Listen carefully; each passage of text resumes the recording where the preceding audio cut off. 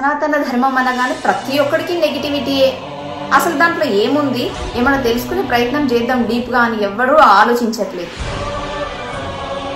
ఎవడో ఒకడు వచ్చి ఓ స్టేట్మెంట్ పాస్ చేస్తాడు, సనాతన ధర్మం నిర్మూలిద్దాం అని. మనం గొర్రెల్లాగా చప్పట్లు కొడతాం, వా సూపర్, ఇలా చేయాల్సిందే.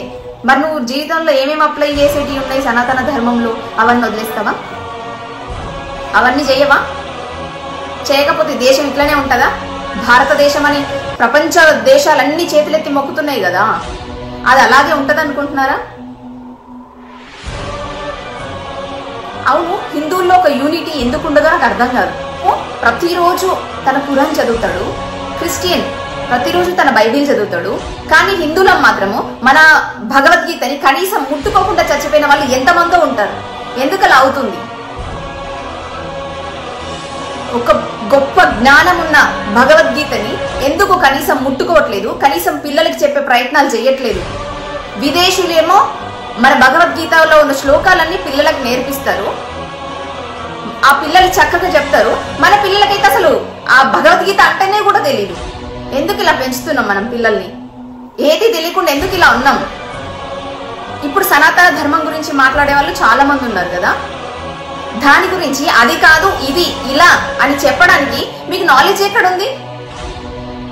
భగవద్గీత గురించి, శ్రీకృష్ణ పరమాత్మ గురించి, రాముడు గురించి ఒక్కొక్కడు ఒక్కొక్క రకంగా కామెంట్స్ చేస్తూ ఉంటాడు. వాళ్ళకి సమాధానం ఇవ్వాలంటే నీ దగ్గర తెలివి ఉండాలి కదా, నువ్వు చదువుకోవాలి కదా. పిల్లలకు ఆ జ్ఞానం వద్దు, కేవలం టెక్స్ట్ బుక్ ఒకటి చదివితే చాలు, వాడు ఏదో ఒక జాబ్, వాడికి జాబ్ వస్తే చాలు, వాడికి ప్రైవేట్ జాబ్ వచ్చినా సరే అంతే చాలు. మనకి ఇంకే తెలివిలు వద్దు, అసలు దేవుడు వద్దు, ఏమి వద్దు, ఇట్లనే ఉందాం, ఇంతే కదా. చచ్చిపోయేటప్పుడు భగవద్గీతని అక్కడ వేస్తారు.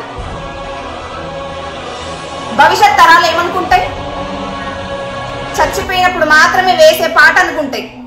ఎందుకంటే మన విదేశీ చదువులు కదా, గట్లనే ఏడుస్తుంది. మరి మనం ఇలాగే ఉంటే భవిష్యత్ తరాలకి భగవద్గీత అంటే కేవలం ఒక పుస్తకం లాగానే కనిపిస్తుంది. ఇప్పుడు కొన్ని చీడ పురుగులకి అది ఎందుకు పనికిరానికి కనిపిస్తుంది కదా, ఇలాగే కనిపిస్తుంది, ఇలాగే ఉంటది. భవిష్యత్ తరాలకి భగవద్గీత అందదు.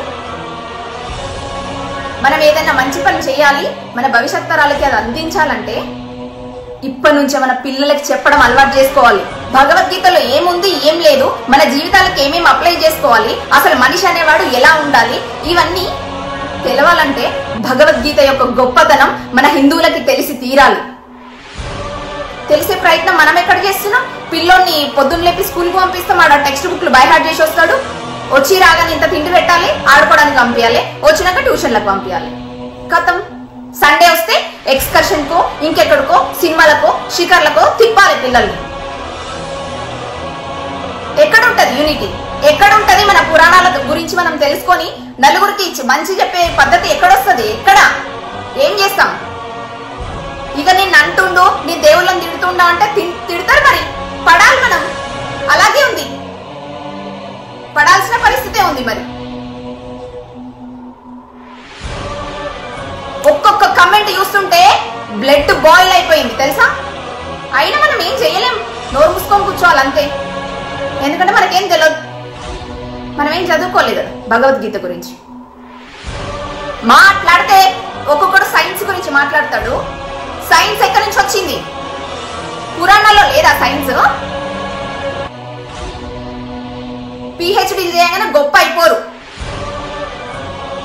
ఇది తెలుసుకోండి, పిల్లలకి భగవద్గీత నేర్పించడం చాలా అవసరం. ఇప్పటి వరకు ఏ హిందువు భగవద్గీతను కనీసం ముట్టుకోలేదో ప్రతి ఒక్కరు భగవద్గీతను కొనుక్కొని చదువుకోవాలి. వాడెవడో భగవద్గీత పేజ్ ఏమో భగవద్గీత అని రాసుంది, శ్రీకృష్ణుడి బొమ్మ ఉంది, లోపల చూస్తేనేమో బైబిల్. What is this? ఏం జరుగుతుంది? మనం నోర్లు మూసుకొని ఉంటున్నాం కాబట్టి ఇలా అవుతుంది. ఇలాగే మత మార్పులు చేస్తున్నారు. అన్నిటికీ నోరు మూసుకొని కూర్చుంటున్నాం మనం అంతే, ఇంకేం చేయలేము. ఏం చేయలేనప్పుడు ఇంకొకటి అన్నప్పుడు పడాలి. రేషన్ రావద్దు మనకి. ఓ ఆడపిల్ల వచ్చి ముందుకొచ్చి మాట్లాడుతుంటే ఎంకరేజ్ చేసే వాళ్ళు కూడా తక్కువ ఉంటారు. అది మన సమాజం.